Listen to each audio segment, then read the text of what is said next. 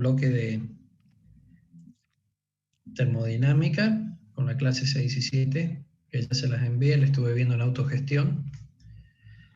Y en la mañana de hoy estaré enviando la clase número 8, donde comenzamos con el segundo bloque en que se divide la materia, que es electrostática y electrodinámica, la parte de electricidad. Ustedes seguramente están trabajando con Pavón ya esa parte. Si hay algún alumno que recuerde qué temas están viendo con el ingeniero Pavón, se lo voy a agradecer que activen el micrófono y me lo manifiesten. O si gustan, lo pueden expresar por el chat, por favor. Profe, hoy veríamos capacitores. Gracias, Catalina. Perfecto, están bien avanzaditos.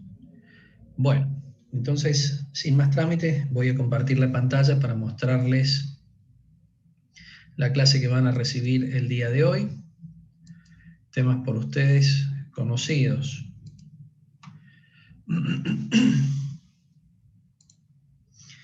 Muy bien.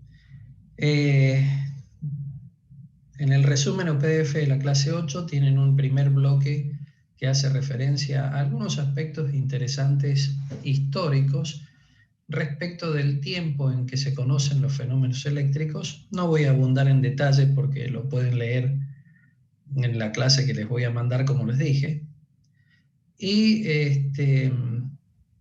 las convenciones que inicialmente se iban estableciendo respecto de los fenómenos que se observaban. Benjamin Franklin, fíjense, aquí estableció las leyes que se conocen como leyes de Franklin, en donde los cuerpos que se cargaban con la misma electricidad se repelían, y si tenían electricidad opuesta, se atraían. A esa cantidad de electricidad nosotros les llamamos carga eléctrica. Entonces, cuerpos con diferente carga eléctrica se atraían, y cuerpos que tenían la misma carga eléctrica, sin importar si esta era positiva o negativa, porque esa es una cuestión convencional, se repelían. Esto se conocen como leyes de Franklin y hasta el día de hoy las seguimos utilizando, por eso allí las remarqué. Los fenómenos electrostáticos adquieren ese nombre porque hace referencia a cuerpos que están cargados, y esas cargas permanecen en reposo, quietas, dentro de los cuerpos, en un estado, podríamos decir, de equilibrio, en el sentido de que las cargas en esos cuerpos no se mueven. De allí el término electrostática. Y esas cargas se pueden inducir en los cuerpos. Cuando digo inducir me refiero a generar, por medio de fenómenos de fricción, por ejemplo. Entonces, estos fenómenos de frotamiento o fricción, que son muy antiguos, por cierto, son los que se observó que daban origen a este fenómeno de generación de carga. Aunque el término generación no es muy feliz, porque uno cree que la carga cuando uso el término generación, se está creando. Y hay un principio físico, que es el principio de conservación de la carga, que así como existe el principio de conservación de la energía, y la energía no se puede crear ni destruir, por lo menos en el ámbito de lo que nosotros como humanos podemos describir. Entonces con la carga sucede lo mismo. La carga nosotros no la podemos crear. Y ustedes dirán, entonces, ¿de dónde aparece un cuerpo cargado? Independientemente del signo que le asignemos, positivo o negativo, ¿de dónde aparece esa carga? Justamente el fenómeno de, por ejemplo, frotamiento o fricción entre dos cuerpos hace que de uno de esos cuerpos se desprenda electrones, o sea, el cuerpo pierde electrones a causa de la fricción, y el otro cuerpo pues los absorbe o los gana. Entonces, el cuerpo que ha perdido electrones queda con una electronegatividad positiva, y el que los ha ganado queda con una electronegatividad negativa. Decimos que un cuerpo está cargado positivamente y el otro está cargado negativamente. Pero observen que en este fenómeno de frotar un cuerpo con otro, no hubo una suerte de generación espontánea de cargas. Y con esto quiero decir, no hubo una creación, una generación, por eso dije era poco feliz el término, una generación de cargas de la nada. Las cargas no surgieron de la nada por el hecho de la fricción. La fricción lo que hizo fue redistribuir las cargas previamente existentes en ambos cuerpos. Nosotros sabemos que la materia es eléctricamente neutra. Entonces, ambos cuerpos en contacto por fricción, antes de desarrollarse este mecanismo de fricción, que es un movimiento relativo entre uno y otro cuerpo, se encontraban en un estado de electricidad neutra, porque la materia es eléctricamente neutra. Entonces, ahora, habiéndolos sometidos a fricción o frotamiento, se produce este fenómeno de redistribución de carga. Como dije, un cuerpo pierde electrones y el otro lo gana.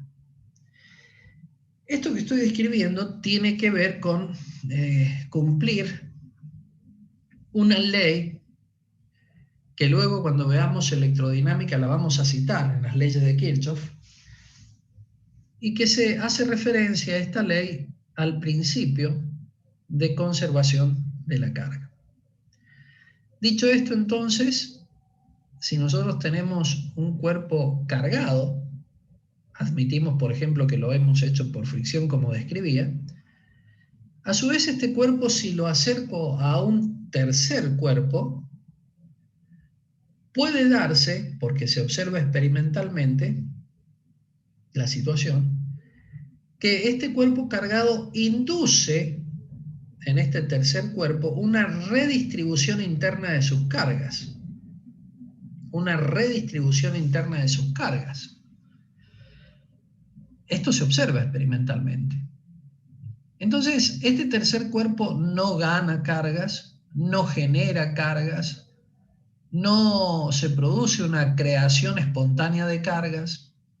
Lo que realmente acontece en este cuerpo es que se produce una redistribución de cargas, atento que existe un fenómeno de inducción actuando sobre él, que lógicamente la palabra lo dice, lo induce a que sus cargas se organicen de determinada manera.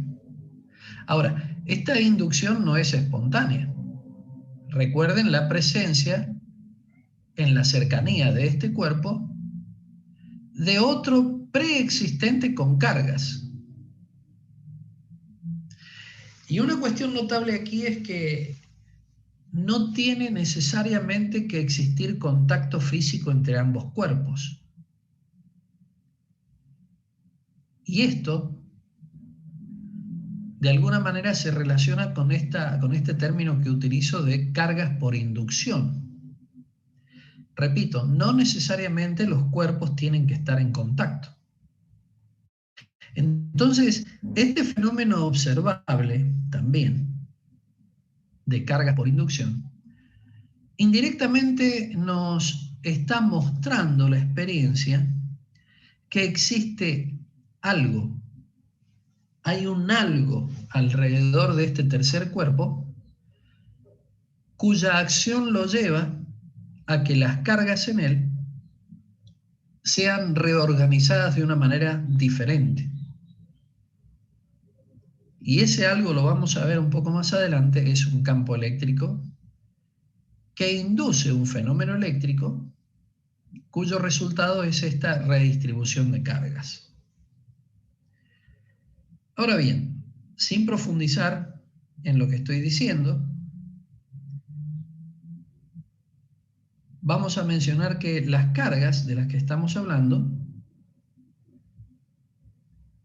para poder cuantificarlas y especificarlas en forma completa, es necesario asignarles una unidad. En el sistema internacional, unidad que utilizamos nosotros en física, sistema de uso legal en Argentina, las cargas se miden y tienen por unidad coulombios, siendo el coulombio una unidad derivada en el sistema internacional. No es unidad fundamental el coulombio en el sistema internacional, porque la unidad fundamental en el sistema internacional es el ampere, unidad de corriente. Y fíjense un detalle, a partir de la unidad fundamental, que es el ampere, nosotros derivamos, con la palabra derivar, quiero significar, obtenemos como consecuencia de el coulombio. No hablo en términos del análisis matemático. Entonces, el coulombio se deriva, se obtiene, aparece como consecuencia, se origina en la definición fundamental que es el ampere, unidad de corriente. Y les decía, fíjense este detalle, porque noten que estoy hablando de cargas eléctricas en una conceptualización de la electrostática, un campo de la física, y nada he mencionado respecto de la corriente eléctrica. A esta altura del desarrollo de la materia ni siquiera sabemos qué es la corriente eléctrica. Entonces llama poderosamente la atención el hecho que la unidad de carga en el sistema internacional y coulombio se vaya a poder definir con algo que todavía no conocemos, que es la corriente eléctrica.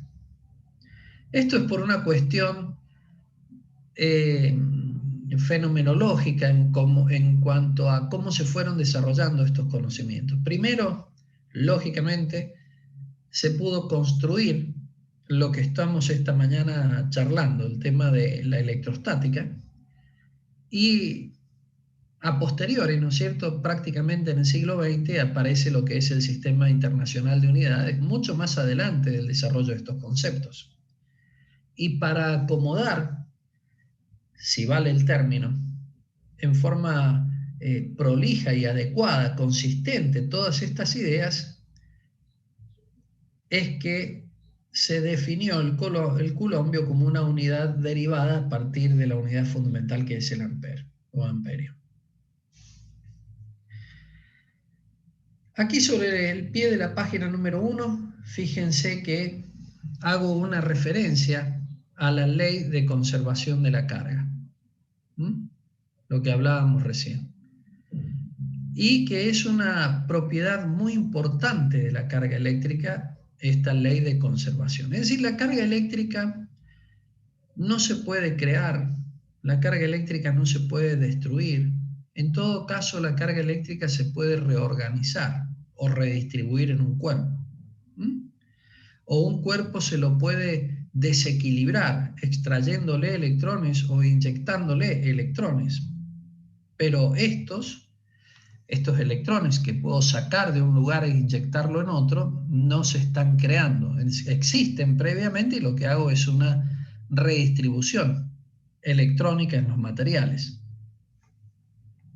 Estos electrones, como dice aquí el texto, tienen su origen lógicamente en la estructura intrínseca de la materia, dentro del átomo. Y un pequeño detalle, esta concepción del átomo como un sistema solar donde el centro es el Sol, el núcleo con carga positiva, y los planetas alrededor del núcleo orbitando en ciertas trayectorias como muestra la figura, como si fueran planetas esos electrones. Esta concepción, este modelo atómico, es un modelo del siglo pasado que sirvió y sirve hasta el día de hoy para generar un puente en el conocimiento y asimilación de estos temas. Pero es un modelo, como dije, del siglo pasado, que ya se sabe no es así. Se suponía que la estructura de la materia se organizaba de la manera en que he señalado allí en ese cuasi círculo. Se suponía eso. Y funcionó durante mucho tiempo interpretar la materia de esa manera.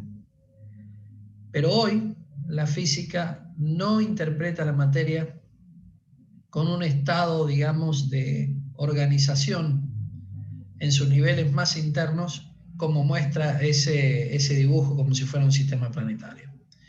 De hecho, la modelización del átomo más sencillo, que es el átomo de hidrógeno, por cierto, es sumamente compleja y no hay un electrón orbitando alrededor del núcleo en justamente una órbita clara y definida como podría ser la de un planeta. Existe una nube fluctuante alrededor del núcleo que nos da la probabilidad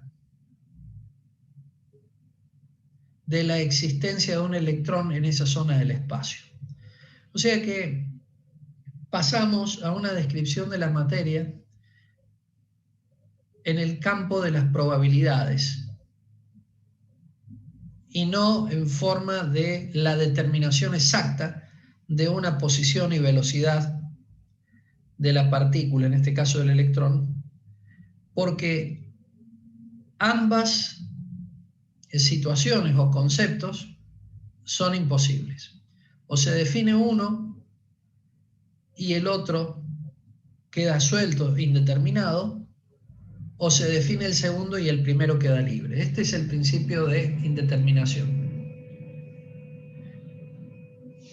Entonces, solamente un detalle respecto de lo que estoy diciendo, que la estructura de la materia, como la hemos concebido hasta ahora o la hemos conocido, o nos la han presentado como estoy haciendo en esta mañana, es una idea o una modelización o un modelo que ha venido en desuso.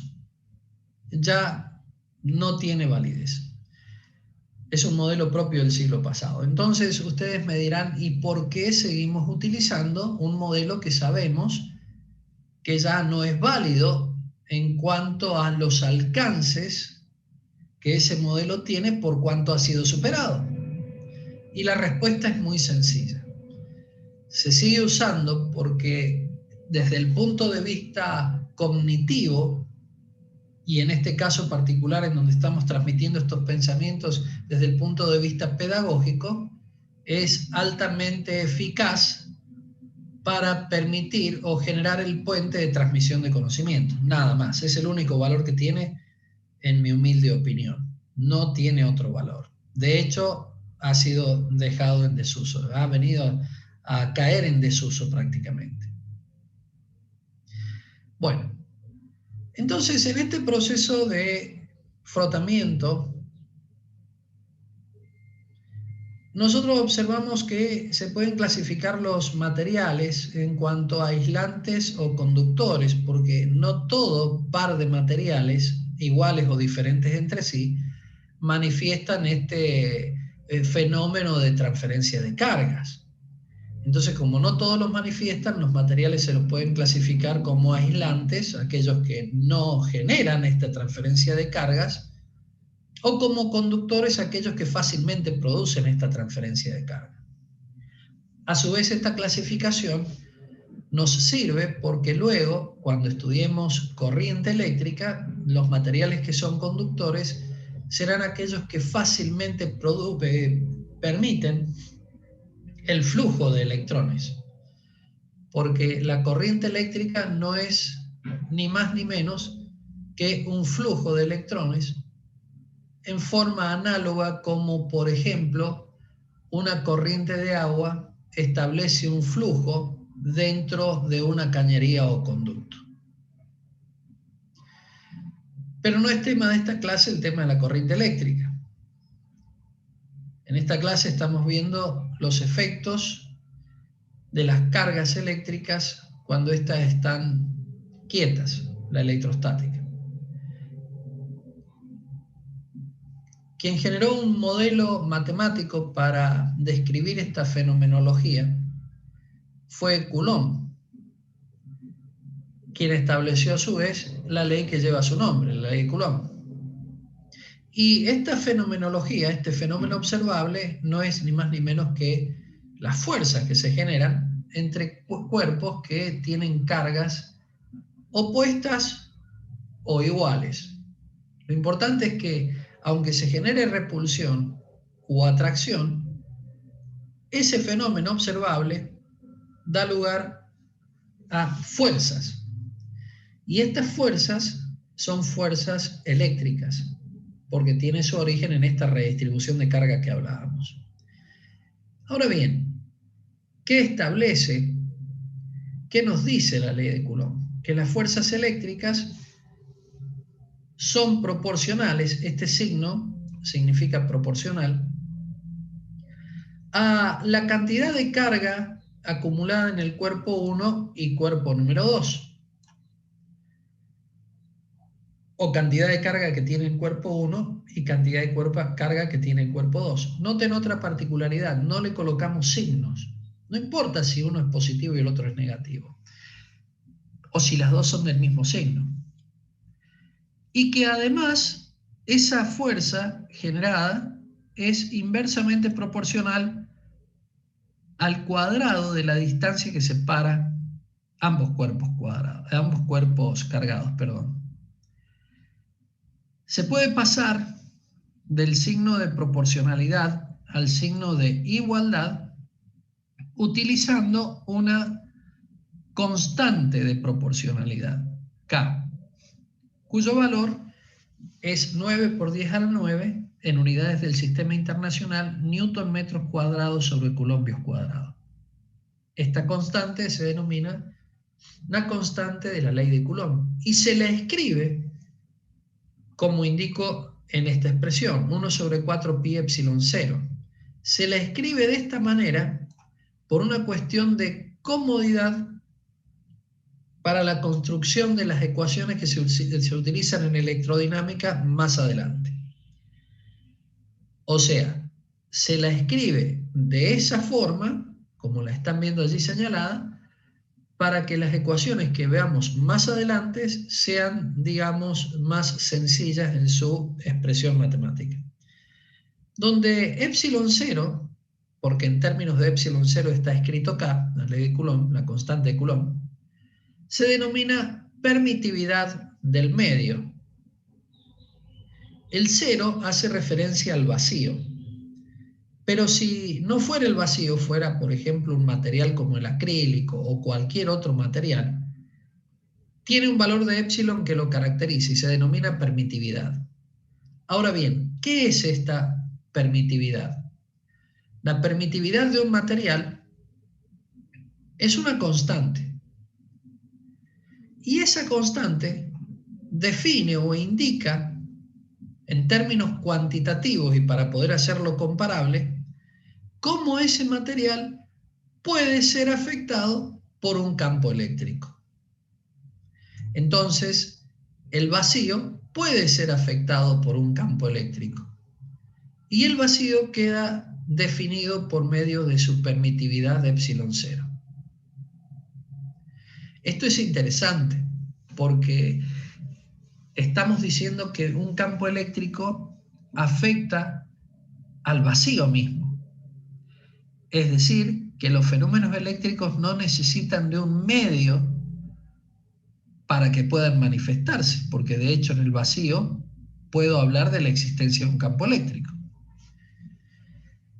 Y digo que es interesante porque en la antigüedad se pensaba que era requerido un medio de transmisión, que existiera alguna sustancia que permitiera la transmisión de ciertos fenómenos físicos observados. Entonces, doy un ejemplo sencillo. Las ondas de radio se suponían que se transmitían en un medio que se denominaba éter.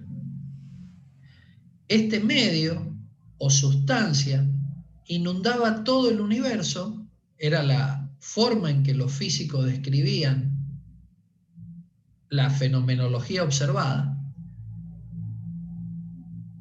Y el hecho de que el éter inundara todo el espacio, esta sustancia denominada éter, era el medio por el cual las ondas de radio se podían propagar, transmitir, comunicar. Pero noten que para que las ondas de radio pudieran desplazarse de un punto a otro, requerían la existencia de este, entre paréntesis o entre comillas, éter, esta sustancia imaginaria. Experiencias posteriores demostraron la inexistencia del éter. Hoy sabemos que el éter no existe. No existe. Las ondas de radio se pueden transmitir en el vacío. Se pueden transmitir, cuando digo en el vacío, sin necesidad que exista un medio que oficie como canal de transmisión. Las ondas de radio se pueden transmitir sin necesidad de la existencia del éter. Pero, en palabras de un físico, no recuerdo en este momento quién, lo estableció, voy a usar sus palabras, parafraseándolo, decía: nosotros en el siglo XX, o ahora diríamos en el siglo XXI, hemos cambiado la existencia del éter por la conceptualización de campo. Un poco como diciendo, sabemos que el éter no existe, pero establecemos el concepto de campo. Y sí, porque fíjense lo que estoy diciendo, que el vacío tiene una permitividad, y esa permitividad del vacío es una medida de cómo el campo eléctrico afecta a ese vacío. Es interesante, porque hemos dejado de lado el concepto del éter, pero hemos aceptado el campo eléctrico, y este campo eléctrico, actuando en el vacío, produce fenómenos eléctricos. Es interesante. Avanzando un poquito más en la ley de Coulomb, nosotros podemos establecer, por ejemplo, un modelo muy sencillo de dos cargas positivas, ambas Q1 y Q2. Este sería el modelo vectorial al cual hace referencia la ley de Coulomb, donde fíjense un detalle: cuando nosotros escribimos esta expresión, K por Q1, Q2 sobre R cuadrado, esta expresión nos permite calcular el módulo de la fuerza que se produce entre esas dos cargas, sean estas repulsivas o atractivas. En el caso de estas cargas positivas, la fuerza de repulsión, pero no dice nada respecto de la dirección ni del sentido. El sentido sabemos que es de repulsión, por lo tanto no hay indeterminación en eso, en esa idea. Pero la dirección que tiene que quedar definida en términos de un vector. Entonces, tomamos un versor R12, donde R12 con este sombrerito que he dibujado allí, hace referencia a un vector de módulo 1. Fíjense que aquí se los puse. El módulo de R12 es 1. Entonces R12, sombrerito, es un versor, que en esencia es un vector unitario que sirve únicamente a los fines de establecer una dirección en el espacio. Entonces este versor establece la dirección entre la carga Q1 y Q2, dirección que da origen o sirve de recta sostén para la dirección de las fuerzas 1,2 y 2,1 que actúan en las cargas. Ahora, los módulos de la fuerza F1,2 y F2,1 son iguales, calculado por la ley de Coulomb. Sentido opuesto porque las cargas son del mismo signo. Convencionalmente se establece eso, esa idea, porque se observa. Cargas del mismo signo se repelen. La notación F1,2 hace referencia a que esta fuerza es la fuerza generada por la carga número 1 cuando esta carga 1 actúa o influye sobre la 2. F2,1 es la fuerza que la carga número 2 ejerce sobre la carga 1. O sea que, en definitiva, ambas fuerzas se afectan mutuamente, interactúan entre sí. Esto significa que en la carga 1 aparece una fuerza eléctrica por el solo hecho de la presencia de la carga 2 en cercanías de ella. Y a su vez la carga 2 podemos decir exactamente lo mismo, es afectada por una fuerza que tiene su origen en la presencia de la carga 1. Entonces las cargas entre sí se afectan por su sola presencia. Decimos que esta fuerza, la 2,1 y la 1,2, es un par de acción y reacción. ¿Por qué es un par de acción y reacción? Porque tienen el mismo módulo, tienen la misma dirección, operan en sentido contrario. Pero fundamentalmente están actuando en cuerpos distintos. Porque recuerden que un par acción-reacción requiere que existan dos cuerpos que están interactuando. De la misma forma, por ejemplo, en que en el campo gravitacional la Tierra, supongamos que fuera Q1, genera una acción atractiva sobre su satélite natural, que sería la Luna, Q2. Allí, esa fuerza de interacción que hace orbitar la Luna sobre la Tierra, esa fuerza de interacción, fuerza central, responde a un par acción-reacción, tercera ley de Newton. Llegamos así, con esta idea de interacción mutua que les mencionaba recién, a la necesidad de establecer una nueva idea, un nuevo concepto, el concepto de campo eléctrico. Porque así como digo que la carga 1 influye sobre la 2, etc., podríamos tener una distribución puntual cualquiera de cargas. Por ejemplo, 10 cargas puntuales. Pero cuando yo observo lo que se genera sobre la carga 1, que es una fuerza, esa fuerza es la resultante de las acciones que las otras 9 cargas generan sobre ella. Porque sobre la carga 1, la 2 ejerce una fuerza, no importa si es atractiva o repulsiva. La 3 ejerce una fuerza, la 4 ejerce una fuerza, y así siguiendo hasta la número 10, porque son 10 cargas puntuales. Entonces la carga 1 es afectada por la presencia de las otras 9. ¿Y qué quiero decir que es afectada? Que cada una de las otras 9 cargas que están alrededor de ella producen sobre ella una fuerza individual. La fuerza total, la fuerza neta, la fuerza resultante sobre la carga 1 es la acción combinada de las otras 9 que están alrededor de ella. Entonces, estos fenómenos de interacción, que yo fijé mi atención en la carga 1, pero así puedo fijar mi atención en cualquiera de las otras, pero siempre voy a caer en la idea siguiente. Cuando yo fijo mi atención en una carga, el fenómeno que se observa en esta carga es un fenómeno de interacción desarrollado, generado por la existencia de las que están alrededor de ella. Ese fenómeno de interacción son fuerzas, y las fuerzas, como son vectores, deben sumarse en forma vectorial. Pero el concepto base de todo lo que estoy diciendo es la interacción mutua entre cargas.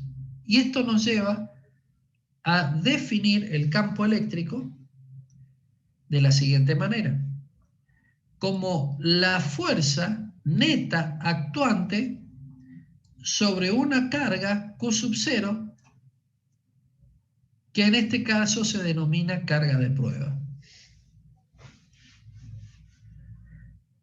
Dos cosas. Cuando yo digo fuerza neta, estoy refiriéndome a la resultante, a esa fuerza única que puede tener origen diverso por la existencia de múltiples cargas que estén generando algo en un determinado punto. Ese algo que se está generando en ese punto es un fenómeno eléctrico. Ahora, ¿cómo lo investigo? ¿Cómo lo pongo de manifiesto? ¿Cómo nos damos cuenta si en un punto del espacio se genera o aparece un fenómeno eléctrico? Esto se hace indagando lo que acontece en ese punto, prescindiendo de la existencia de todo otro tipo de campo, gravitacional, magnético, por ejemplo. Si en ese punto se observa un fenómeno eléctrico, decimos que en ese punto existe un campo eléctrico. Bueno, pero ¿y cómo lo voy a observar? Es necesario introducir el concepto de carga de prueba. Por eso la notación Q sub 0. Q sub 0 es una carga de prueba positiva, ideal, existe solo en nuestra mente. Carga que se utiliza para depositarla o colocarla en ese punto donde nosotros queremos indagar qué pasa, en ausencia de todo otro tipo de campo. Y esta carga de prueba colocada en el punto que estamos analizando, investigando, si sobre ella opera, actúa o se observa una fuerza, como dije, en ausencia de todo otro tipo de campo, si se observa una fuerza, esa fuerza tiene que ser eléctrica. Pero en ese punto donde yo he depositado la carga Q0, donde se observa este fenómeno de fuerza eléctrica, en ese punto se observa el fenómeno de fuerza eléctrica, pero alguien tiene que estar generándolo. Y ese alguien tiene que ser alguna carga en algún lugar del espacio que está induciendo en ese punto este fenómeno eléctrico que se pone de manifiesto por medio de una fuerza actuante en la carga Q0.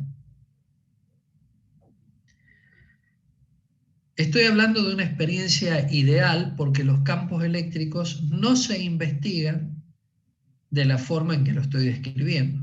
Se hace de manera indirecta y ya vamos a aprender un poco más adelante cómo.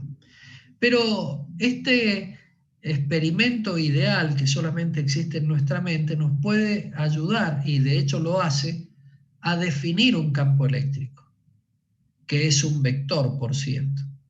Y esa definición del campo eléctrico está establecido en la fórmula que estamos viendo en pantalla. Fíjense que el campo eléctrico, como dije, queda definido por la fuerza vector que actúa en una carga de prueba Q sub 0 positiva que nosotros depositamos en el punto donde queremos investigar o no la existencia del campo.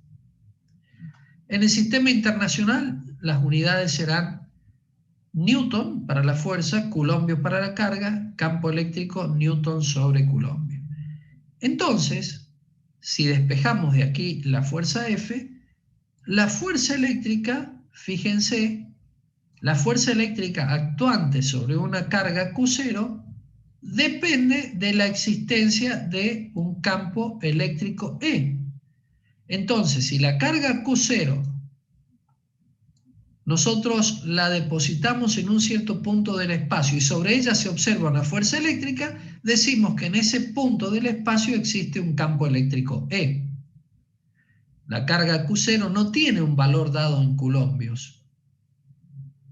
Solo decimos de ella que es una carga de prueba positiva, nada más.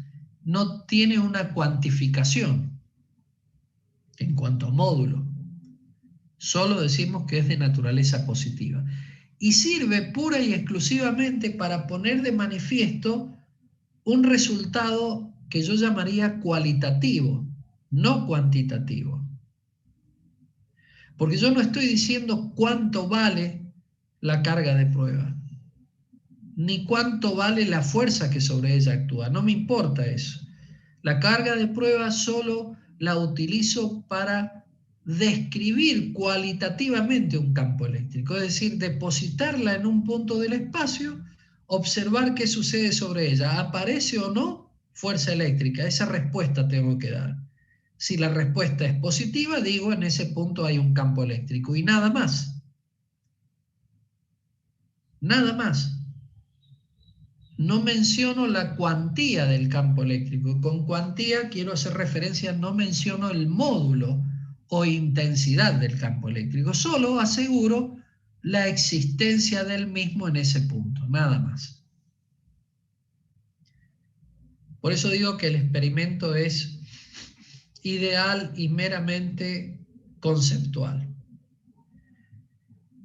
Como la fuerza eléctrica nosotros hemos visto que es un vector y que lo definimos a partir de un versor que le asigna la dirección, a partir de esta definición, dividiendo por Q sub 0, nosotros podemos llegar, fíjense, en forma sencilla, a la definición, y ahora sí, escuchen esto, cuantitativa del campo eléctrico. Ahora sí al campo eléctrico lo puedo cuantificar.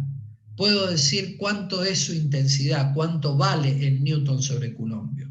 Pero noten una particularidad. El campo eléctrico en un punto va a depender de la existencia de una carga Q que genere en ese punto, que está a una distancia R de la carga Q, una fuerza F. Entonces, esta fórmula es importantísima porque me está diciendo, a partir de la ley de Coulomb, yo puedo definir un campo eléctrico en un punto cualquiera del espacio, con la sola condición de aceptar la existencia de una carga eléctrica Q. Esta carga eléctrica Q produce una, no sé si es feliz el término, una distorsión en el espacio. No me gusta distorsión. Es la existencia propia de la carga Q, produce en todo el espacio que la rodea, infinito por cierto, produce una alteración, ahí está, una alteración alrededor de ella. Esa alteración se pone de manifiesto por medio de una carga de prueba. Entonces digo, a 1 metro, por ejemplo, distancia R, a 1 metro de la carga Q, suelto una carga de prueba en un punto y observo que sobre esa carga de prueba aparece una fuerza eléctrica. Ergo, la carga Q, a 1 metro de distancia, donde deposité la carga Q0, produce un campo eléctrico. ¿Y qué quiere decir con que produce un campo eléctrico? El hecho de depositar la carga Q0 en ese punto a 1 metro de la carga Q genera sobre la carga Q0 una fuerza F. Esa fuerza F es una fuerza de origen eléctrico. Entonces, como la carga Q, por el solo hecho de existir, produce a su alrededor en el espacio, en los infinitos puntos que la rodea, a la carga Q, produce esta fenomenología eléctrica puesta de manifiesto por la carga de prueba, decimos que la sola existencia de la carga Q genera en torno a ella, alrededor de ella, en el espacio infinito que la rodea, genera un campo eléctrico. Resumen, cada carga generará un campo eléctrico propio alrededor de ella. Rescato el ejemplo que les mencionaba hace un rato. Una configuración de 10 cargas puntuales. Recuerden, una configuración de 10 cargas puntuales. No juntas, dispersas entre sí. Yo les decía que sobre la carga 1 aparecía una fuerza neta o resultante, que era el efecto físico que generaban las otras 9 que la rodeaban. Bueno, ahora puedo decir que ese efecto físico, que es una fuerza resultante observable sobre la carga 1, es la interacción mutua que generan en forma individual las 9 cargas que rodean a la carga 1. Dicho en otros términos, sobre la carga 1 existe una configuración de campo, que es la consecuencia de la interacción de cada campo que genera cada carga que rodea a la carga número 1. Dicho de otra forma, La carga número 1 está rodeada por 9 cargas puntuales. Cada una de esas 9 cargas puntuales tiene un campo eléctrico propio asociado, que produce sobre la carga 1 una fuerza eléctrica. El efecto combinado de cada uno de los 9 campos individuales que interactúan sobre la carga número 1, el efecto combinado es una fuerza resultante en la carga 1. Fuerza neta actuante sobre la carga 1. Pero esa fuerza resultante o fuerza neta actuante sobre la carga 1 tiene su origen en la acción combinada de los 9 campos que generan cada una de las 9 cargas que rodean a la carga 1. Y esta es la teoría de campos asociada a cargas puntuales y cómo estas cargas puntuales producen a su alrededor una suerte de propiedad en el espacio que se pone de manifiesto por una fuerza eléctrica actuante sobre una carga de prueba. Entonces, el campo eléctrico lo puedo representar por medio de un vector, de hecho lo es. Y cuando la fuerza eléctrica que aparece sobre una carga tiene la misma dirección y el mismo sentido que el vector campo eléctrico, la carga es positiva. Dicho en otros términos, en una carga negativa, el sentido de la fuerza eléctrica es opuesto al sentido del vector campo eléctrico.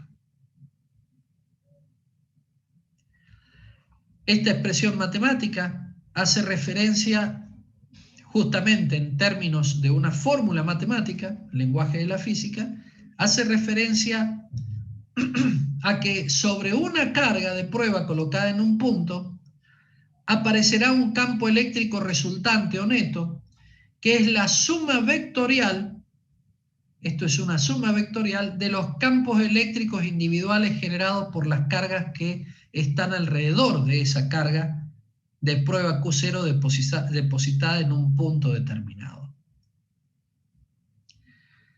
Cada carga que rodea a la Q0 tiene una distancia R sub I a esta carga Q0 y por lo tanto una intensidad de campo propio generado sobre Q0. La suma vectorial de cada uno de esos campos, E1 más E2 más E3 más E4, la suma vectorial de estos vectores campos actuando sobre Q0 depositada en el punto particular de análisis, esa suma vectorial nos dará por resultado el campo eléctrico E, actuante en ese punto del espacio como consecuencia de la distribución de cargas puntuales Q sub I, donde cada carga Q sub I está a una cierta distancia de ese punto que yo estoy analizando en el espacio punto P.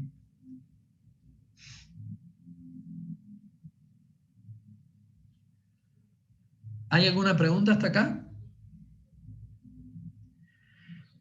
Vamos a finalizar la clase de hoy diciendo lo siguiente. ¿Qué acontece si las cargas no son puntuales? Si nosotros tenemos un cuerpo cargado.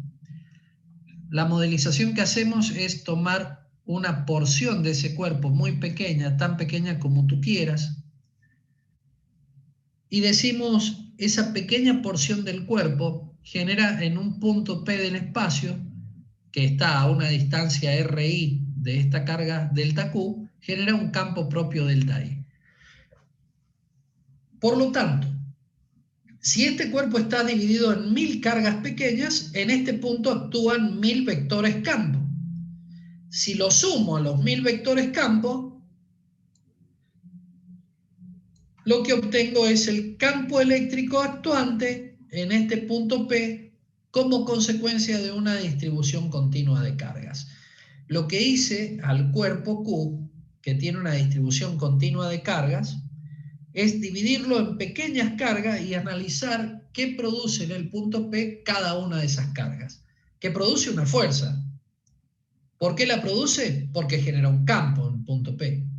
¿Cómo obtengo la fuerza total? Y sume todos los vectores fuerza. y obtiene la fuerza neta en el punto P. Viceversa. Esta carga pequeña genera en el punto P un campo propio. Sume todos los campos propios que genera cada carga que constituyen el cuerpo y obtiene el campo eléctrico total en ese punto como consecuencia de una distribución continua de cargas.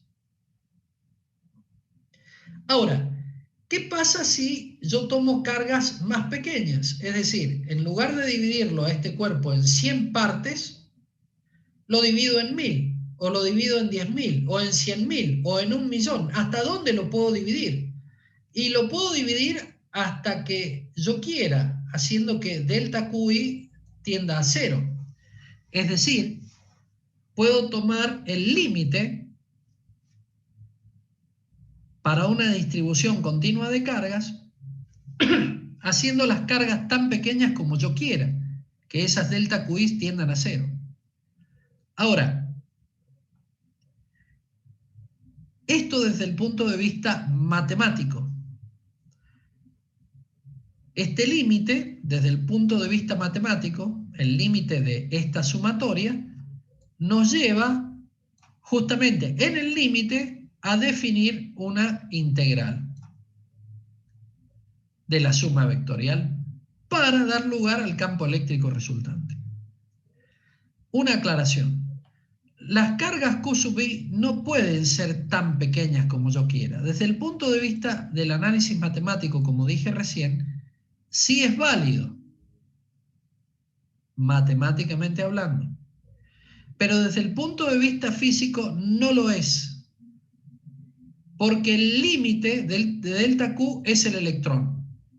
No puedo obtener una carga o una partición de carga más pequeña que el electrón. Entonces, la física aquí nos muestra que tenemos un campo, una limitación práctica de la aplicabilidad de un concepto del análisis matemático. En el análisis matemático, dentro de la abstracción matemática, nosotros no tenemos ningún impedimento como para hacer delta Q tan pequeño como tú quieras.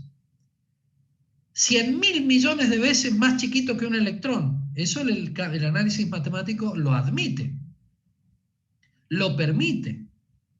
Es una abstracción. Pero al salir del campo matemático, de la abstracción matemática que reina y vive en nuestra mente, y nos venimos al mundo real, al mundo de la física, el delta Q no puede tender a 0. Tiende en última instancia al valor de la carga del electrón. Pero todas las conclusiones que nosotros podemos sacar del modelo abstracto del análisis matemático son válidos en el campo físico. Llegamos así a la definición de densidad volumétrica de carga, que es la carga distribuida en un determinado volumen. Coulombios, carga sobre metros cúbicos. Densidad superficial, coulombios sobre metros cuadrados, o densidad lineal, coulombios sobre metros. El hecho de definir densidades volumétricas superficiales o lineales de carga sirve a los fines de la modelización matemática de fenómenos físicos donde, por ejemplo, dos dimensiones tienen preponderancia respecto de una tercera. La placa plana es definida como tal porque el largo y el ancho son mucho más grandes que el espesor. El hilo es definido como tal porque la longitud del hilo o del alambre es enormemente más grande que el diámetro del mismo. Y estas ideas topológicas nos llevan a la definición de densidad volumétrica superficial y lineal de carga. Ahora, cuando tenemos un cuerpo en donde ni el largo, el ancho y el alto, podríamos decir, largo, ancho y alto, tiene supremacía uno respecto al otro, sino que el orden de magnitud de cada una de las tres cantidades mencionadas es similar, y tenemos un cuerpo amorfo tal vez, pero no hay una o dos dimensiones que sean preponderantes respecto de las otras dos o de la tercera. Entonces tenemos un cuerpo de volumen B, es lo único que podemos decir. Y definimos allí la densidad volumétrica de carga. Bueno.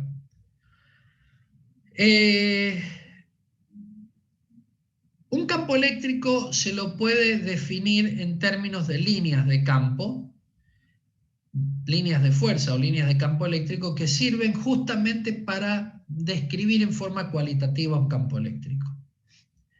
Y decimos que la cantidad de líneas de fuerza que atraviesan la unidad de superficie, unidad de área,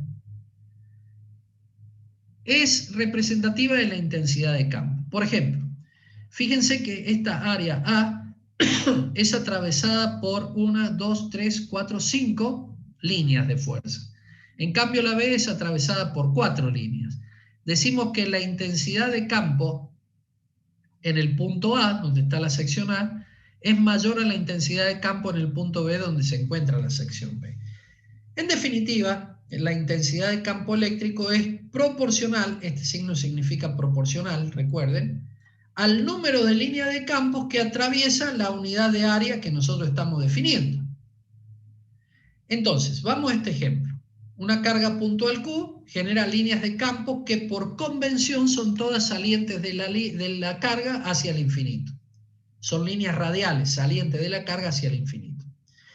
Si yo tomo una esfera que rodee a la carga positiva de radio R1, el área de la esfera es 4pi R1 cuadrado.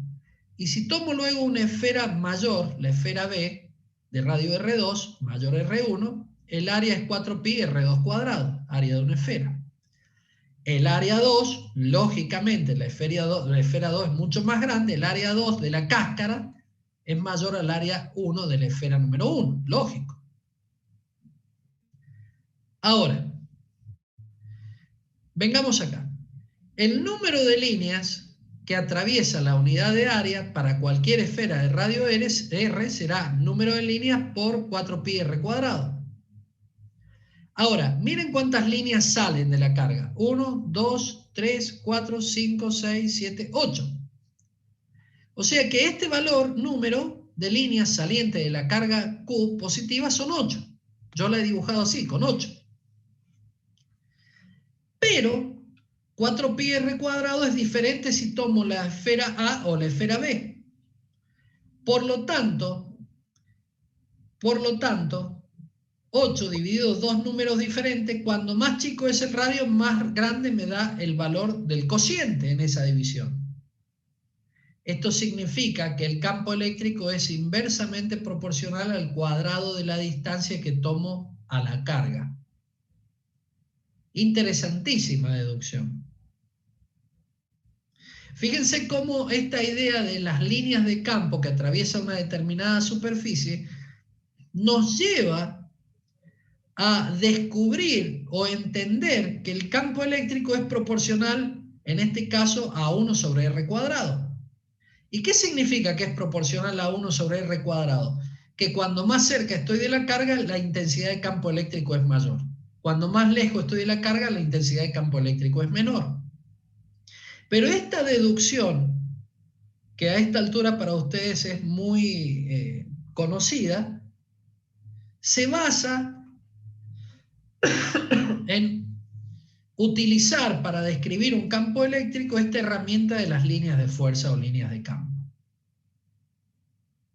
El vector campo eléctrico tiene por propiedad geométrica la siguiente: es tangente a cualquier línea de campo eléctrico. Las líneas de campo eléctrico no se cruzan entre sí, porque si dos líneas de campo eléctrica se cruzaran en un punto, en ese punto yo tendría dos tangentes.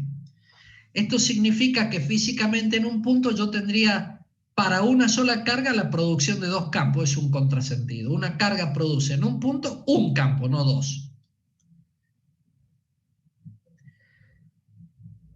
Por otro lado, las líneas de campo eléctrico, cuanto más apretaditas estén en la unidad de área, mayor es la intensidad del campo generado. Por lo tanto, el número de líneas por unidad de superficie nos da una indicación de la intensidad del campo eléctrico. Regla de representación: las líneas salen de la carga positiva y se van al infinito. Suponemos que en el infinito hay una carga negativa. Las líneas de campo eléctrico en una carga negativa son todas entrantes. El número de líneas es proporcional a la carga de la partícula, porque de acuerdo a cómo sea la carga de la partícula en cuanto a su valor, es la intensidad de campo que produce. y las líneas de campo no pueden cruzarse por lo que ya mencioné. Bueno, vamos a terminar acá la clase de hoy porque ya estamos en horario y necesitan descansar porque ya viene el ingeniero Pavón. Dejo para la clase que viene movimiento de partículas cargadas en un campo uniforme. Dejo de compartir. Espero que la clase de hoy la hayan entendido bien. Si hay alguna consulta, por favor, me la dicen ahora activando el micrófono y si no, por chat. Profe, Sí, Catalina, para escucho. el práctico tenemos que hacer un trabajo práctico sobre capacitores. Quería saber si nos podía adelantar ese teórico para poder entender mejor el trabajo práctico. Ah, bueno, ¿y cuándo lo van a tener ese práctico? En breve, ¿no? Sí, en un par de semanas lo tenemos que entregar. Ok. Déjame pensar cuál es la agenda para la semana que viene y por ahí lo invierto las clases para hablarle de capacitores, ¿sí? Lo que me Bueno, serviría es que me muestren qué les ha pedido como trabajo práctico el profesor. Envíenmelo por WhatsApp. Si ustedes quieren, cuélguenlo ahí en el WhatsApp nuestro. Y entonces, en base a eso, yo armo la clase para explicarle cositas relacionadas a lo que les está pidiendo, ¿sí? Y después nos volvemos hacia atrás y completo los temas. Me reajusto en función de las necesidades de ustedes, ¿ok? buenísimo, profe, gracias. Entregamos el 11 de junio, la semana que viene, jueves 10, creo. Ok. Bueno, pásenme por WhatsApp el tema y la fecha de entrega. Muy bien, chicos, que tengan linda semana, cuídense mucho, nos estamos viendo Dios mediante el próximo lunes. Que anden muy bien.